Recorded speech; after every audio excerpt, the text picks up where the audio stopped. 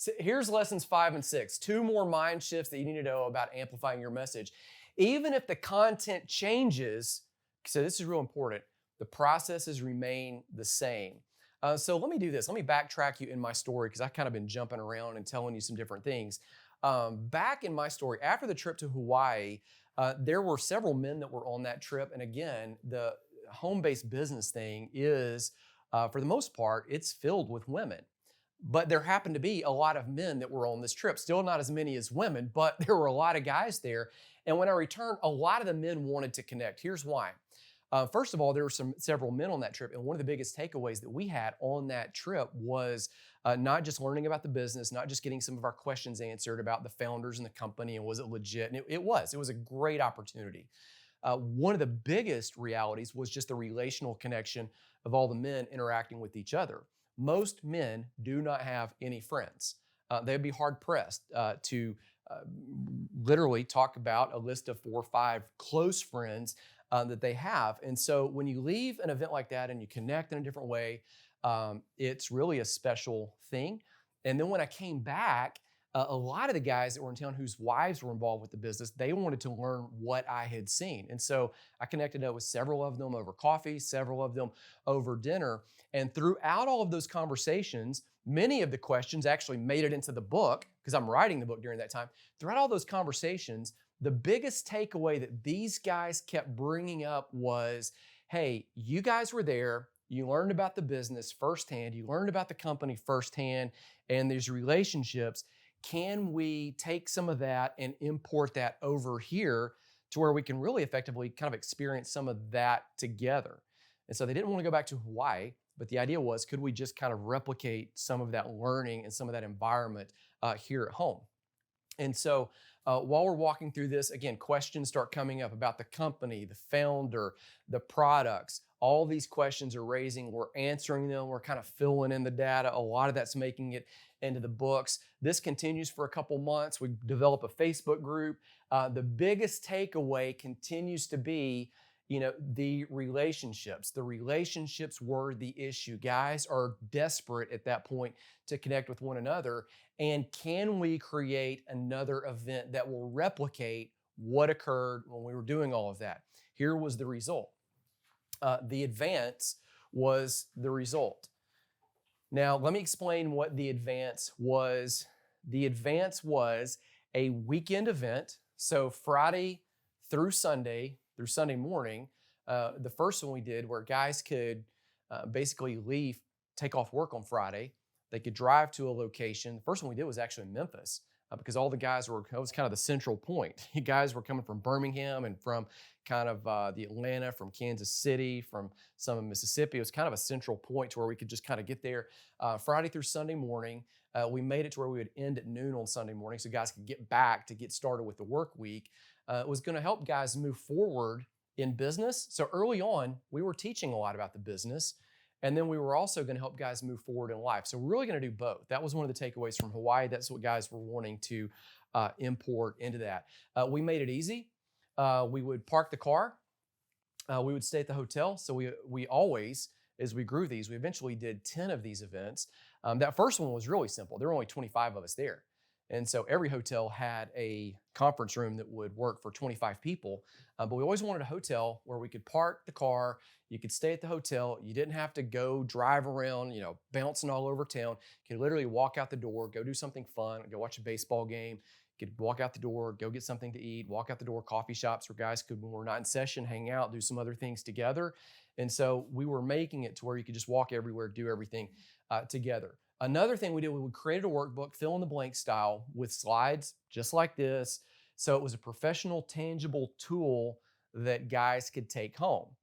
So it achieved a couple things. When they went home, they could actually reference it and look back. Here's what I learned. Here's what I did. Here's what I achieved. Also, when they went back home, the wives, many of who started sending their husbands on these events because it was going to get them on board supporting her in her efforts in the business, it actually showed, hey, he didn't go just hang out and just like have fun. He had fun, but he also, again, worked on himself, worked on the business, and now he's got this tool that proves what he did. Now, the event continued growing. It continued to grow. The tools continued to get better. The first time we did an event, The workbook actually looked a lot like this. I think this one is for maybe the third or fourth event. I mean, it was a fill in the blank. That's kind of it right there. Fill in the blank. It's highlighted. These are kind of my teaching notes in here. So that's what all this kind of stuff is stuffed in here. It was a spiral bound type of thing where it costs a lot of money because we'd go to a UPS store and it would be like $20 each to get that. Over time, we started developing it more to where it began looking, more like, well, that's the longer version of the book that you don't see yet on this part of the timeline. But it started looking more like that. Like we had like legit books, fill in the blanks. Guys are going to work on it. They can take notes. We developed planners and other things where guys could start managing kind of the flow, the grind of life. So the tools got better. Why? Because what we learned in one of the previous mind shifts is you start where you are. You don't wait till you got it perfect. You start, you do it with excellence at the level that you can achieve, and you continue getting better and moving forward with it. Here's one of the events. Eventually we got gadgets. Like that's me with a ladder, right? This is me standing on a stage that we created with a bridge. That's just kind of a snapshot. However, at some point, I began to realize that I wanted to change what we taught. Now, again, when we began, we were teaching probably a third about the business model, a third about the products of the company, and a third about life. And it was great. But I began to realize I don't think that my call is to teach people about this compensation plan and about this business model. I did it because I was trying to grow my business and it was working. But at some point, teaching that live, it's helpful, but once you've taught it and it's on video, it's really the same. So I remember thinking, gosh, I think what I want to do is not completely change the event. I liked what was going on with it. I was producing all the content for the event, but that part that was live, if I could take the business part and if I could take the product part and just put that into breakout sessions, and then the main sessions be all about the life and the content, I'd begin developing a framework for all of this, a coaching framework. That's really what I wanted to teach. And so I remember at one of the events, Kansas City, we're doing this in the hometown of one of the other founders of the event. We're driving. I remember exactly where I was. We're on the highway, two of us. The other guy that founded it was from Birmingham. We'd flown up there, got picked up at the airport, and we were driving along the interstate. And I remember looking over to the right, and I'm like, oh, there's the stadiums. And the Chiefs Stadium is right next to the Royal Stadium. And one of my friends that's driving, he says, hey, what are you working on now? Because by that time, I was always like writing something or developing something, and I'd been working on this advanced material. Every couple months, I'd kind of revisit it and then start working through it. Again, what are you working on now is the question. And I told him, and this is what's ironic about it. That event, we're about to teach, about a third on the comp plan, a third on the products, and a third on life.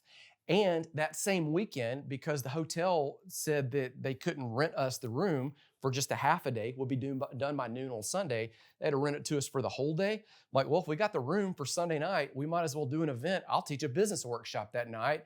We'll make back some of the money that we've got going on as an expense. And we'd sold about 100 tickets to that event. So again, I'm going a third to teach business and a whole 3-hour business workshop. And in the car, what are you working on now? I told him, I said, I don't think my call is to teach the compensation plan. I explained it. We've got it on video. It works just as well on video as it does when you're in there in the room talking to people. It probably works better on video because they can just rewind it. It's a little bit confusing. People can just rewind, watch it, see the pictures, just put on the screen, all of that, replay it, look, read the book, all of that. I really want to teach people about grace, freedom, purpose, and empowerment. That's it. I want to develop all this other stuff. And he told me, and I remember he said, you know what? I think you're right on. This is what he says. The comp plan won't improve people's lives as much as the other stuff. And so he just affirms it. And he was a business builder. He was like, I think, like if I were you, and he's here, a founder of this event, he knows I'm creating the content. He's like, change it. So here's what happened. I made an instant pivot, and then I built out the full advanced framework. If you scan that, that'll take you to where you can see the full advanced framework. Jenkins.tv/ESA, Eat, Sleep, Advance was eventually kind of the mantra that we had on a shirt. Just every day, eat, sleep a little bit, get up, move forward in each area of life. That was it. That's simple. That's what the book looked like. Turned from that little workbook into something like that. Eventually, we started building out all of this other stuff. And so we eventually had, an app, an audiobook, planners, like hardback planners to help people learn their goals, learn what they wanted to advance in, how to move forward, workshops that they could get online. So we started really developing out the entire thing. So what I did is I continued developing the material. The reason I did that was because I held on to it. We didn't give it off to another publisher. Like, it was mine. I could continue develop, like I could pivot it because it was mine. It wasn't signed off to where now somebody has the rights, I'm stuck. I had it. So I did that. I expanded it like we talked about in Mind Shift number 2. I began with the tools I had, which were very rough, used better ones as they became available. That was lesson number 3. And then eventually it turned into all this stuff. Okay, so we did 10 events. I wrote some books, wrote the big book that you see, later compressed that into a little small version of the book that we could use for a whole different project. We had a text thread where people could give us a number, the keyword. We'll talk about how to do that when we get to the media and discuss email and text marketing. So that became a whole thing where we could send them a daily dose of encouragement. We made planners. We developed an audiobook. I basically just read this stuff that I had already written. Developed 2 different courses that are available online, even ran some coaching, developed some online groups. All of that developed from that advanced event.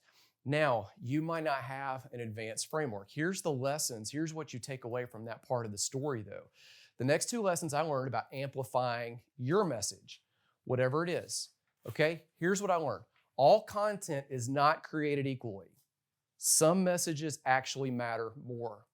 Okay, so in my world, the compensation plan does not matter as much as helping people be, particularly men, be better husbands, better fathers, better leaders, better in fitness, better in all the other goals they've set forth, better writers, better whatever it is that they want to do better. Okay, that's more important to me than learning the compensation plan. But all of the things that I learned about developing the content for the compensation plan, the events, recording the videos, setting everything up online, how you do the email sequences, how you do all the other funnels, all of that stuff is completely transferable. So when you look around people like in the room that we have right now, you've got people in here who are coaches, you got people here who are authors in the human resources space, you got people who are marriage counselors, who are certified in different areas, you got people who are trying to coach in business, you've got people who are developing other hobbies and niches. It's great because they're going to learn certain processes and know processes that you don't necessarily stumble into, but those processes will still work with whatever the message is that you have on your heart, okay? All content not created equally. Just don't say that theirs is less important than yours, okay? This was like me comparing messages I've taught to myself, okay? Some messages actually matter more, okay? But here's lesson 6. These fit together. The same processes work for all the content. Okay, so once you learn how to do it in one way, you can now replicate it and do it in all the ways for all the things. Here's a great example, and we'll close with this is one of my boys, Levi. He would be mortified if he saw this picture. I mean, like, he's 16, he's driving. He's probably, right now at the snapshot at this moment, probably the most responsible boy that we have at this snapshot, even though all the boys are incredible. It's doing phenomenal. All the boys loved Legos. All of our boys have loved Legos. And there's so many of the boys that when they were little and they wanted a Lego for their birthday or for Christmas, there's no way to just write it all down and remember, well, he wants this one, he wants that one. And there's too many Legos anyway. And so I would just get out my phone and say, okay, hold it up. And then I would take a picture of them. And then I would have, multiple pictures of multiple kids holding up the Lego they wanted. And that would be how I'd go do the Christmas list. Now, here's what they wanted that Lego set for, is because of that picture that's on the box. So this Lego comes with all of the lessons to make that picture that's right there. Does that make sense? You can stack it, restack it. Now, if you turn the box over, it's got all these other different forms that you can make. It's got all these other different ideations of these saying, like, you could probably turn that robot thing into a car. You could probably turn it into a flying saucer or something. I don't know. All of the parts are there, and all the parts and all the processes are actually the same. So if you want to build this, the process is the same. If you want to build something else, the process is the same. Once you have all of the stuff together, you can push it out in any direction that you want to, okay? That is mind shifts number 5 and 6 about getting your message out.